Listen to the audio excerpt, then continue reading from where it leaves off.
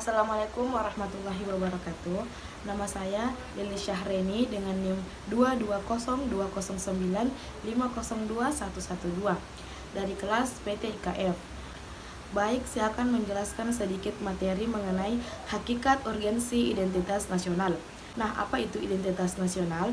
Secara etimologis, identitas nasional berasal dari dua kata, yaitu identitas dan nasional.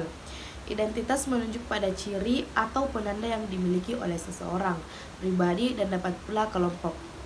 Selanjutnya ada urgensi identitas nasional, yaitu jati diri, nilai-nilai yang dianggap baik, dan faktor penentu dalam pembangunan karakter bangsa. Selanjutnya ada dua jenis identitas, yakni identitas primer atau bisa juga disebut dengan identitas etnis, yang berarti identitas yang mengawali terjadinya identitas sekunder. Selanjutnya ada identitas sekunder, yaitu identitas yang dibentuk atau direkonstruksi berdasarkan hasil kesepakatan bersama. Selanjutnya ada 4 identitas nasional. Pertama, meliputi bendera, bahasa, lambang negara, serta lagu kebangsaan yang diatur dalam peraturan perundang-undangan khusus yang ditetapkan dalam Undang-Undang Nomor 24 Tahun 2009, yakni bendera negara Sang Merah Putih, bahasa negara Bahasa Indonesia, lambang negara Garuda Pancasila, dan lagu kebangsaan Indonesia Raya. Setelah itu semboyan negara Bhinneka Tunggal Ika dan dasar falsafah negara yaitu Pancasila. Materi selanjutnya dinamika dan tantangan identitas nasional. Pada hakikatnya, semua unsur formal identitas nasional, baik yang langsung maupun secara tidak langsung diterapkan, perlu dipahami, diamalkan, dan diperlakukan sesuai dengan peraturan dan perundangan yang berlaku. Nah, untuk memperkokoh identitas nasional dalam konteks hubungan internasional, setiap negara memiliki bendera negara, lambang negara, bahasa negara, dan lagu kebangsaan. Selanjutnya, secara historis, identitas nasional Indonesia ditandai ketika munculnya kesadaran rakyat Indonesia sebagai bangsa yang sedang dijajah oleh bangsa asing pada tahun 1908 yang dikenal dengan masa kebangkitan nasional bangsa. Selanjutnya, secara sosiologis, identitas nasional telah terbentuk dalam proses interaksi, komunikasi, dan persinggungan budaya secara alamiah, baik melalui perjalanan panjang menuju Indonesia merdeka maupun melalui pembentukan intensif pasca kemerdekaan.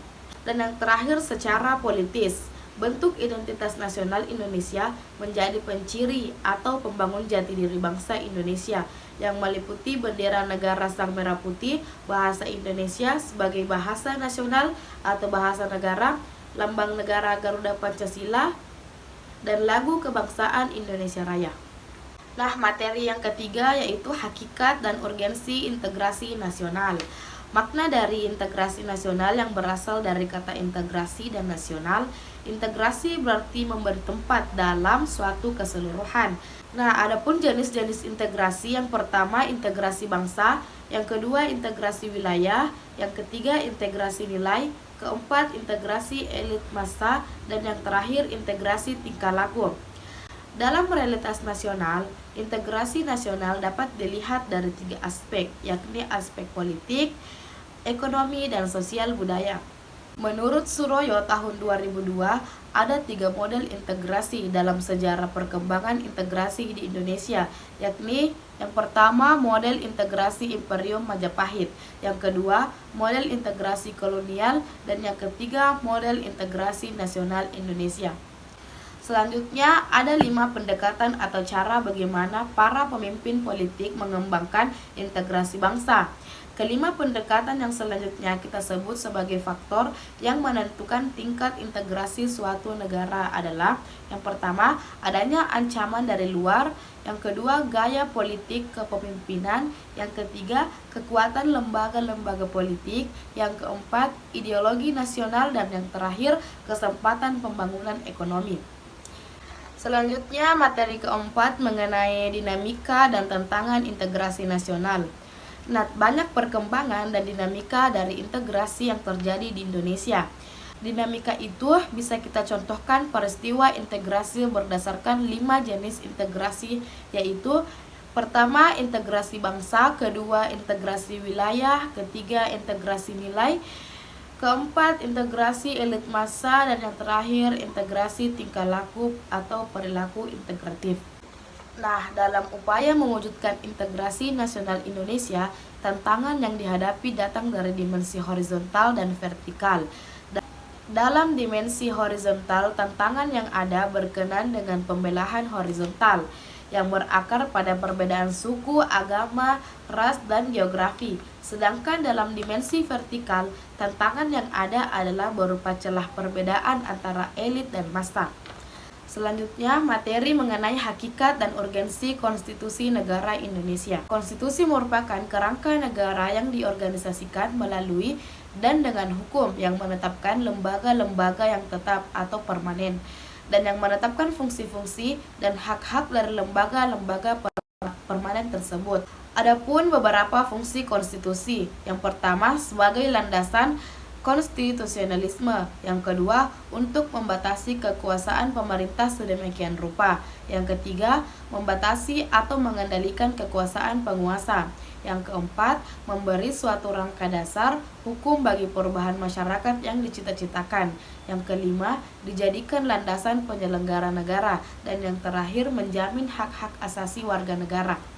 Adapun hal-hal yang dimuat dalam konstitusi atau undang-undang dasar, yakni organisasi negara, hak-hak asasi manusia, prosedur mengubah undang-undang dasar, ada kalanya memuat larangan untuk mengubah sifat tertentu dari undang-undang dasar, dan yang terakhir memuat cita-cita rakyat dan asas-asas ideologi negara. Ada dua macam pengertian tentang konstitusi, yaitu konstitusi dalam arti sempit dan konstitusi dalam arti luas. Dalam arti luas itu, konstitusi berarti peraturan, baik tertulis maupun tidak tertulis, yang menentukan bagaimana lembaga negara dibentuk dan dijalankan. Sedang materi terakhir atau yang keenam, yaitu dinamika dan tantangan konstitusi negara Indonesia. Membangun argumen tentang dinamika dan tantangan konstitusi dalam kehidupan berbangsa negara Indonesia. Pada tanggal 27 Mei 1998, Presiden Soeharto menyatakan berhenti dari jabatannya. Berhentinya Presiden Soeharto menjadi awal era reformasi di tanah air. Adapun beberapa tuntunan reformasi itu, yakni yang pertama mengamandemen Undang-Undang Negara Republik Indonesia tahun 1945. Yang kedua, menghapuskan doktrin dui fungsi Angkatan Bersenjata Republik Indonesia. Yang ketiga, menegakkan supremasi hukum. Yang ketiga, menegakkan supremasi hukum. Yang keempat,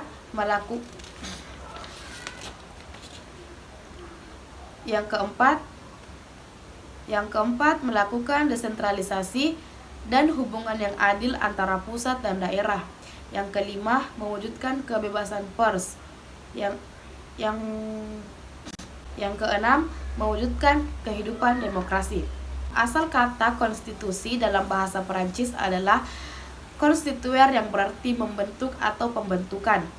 Yang dimaksud dengan membentuk di sini adalah membentuk suatu negara. Oleh karena itu, konstitusi berarti menjadi pembentukan suatu negara. Selanjutnya,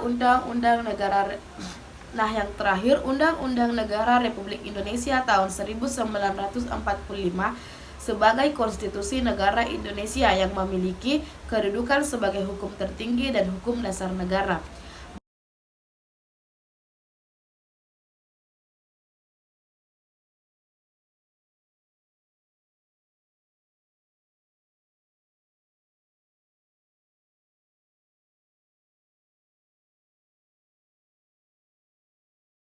Baik, sekian keenam materi yang dapat saya sampaikan. Kurang dan lebihnya mohon dimaafkan. Assalamualaikum warahmatullahi wabarakatuh.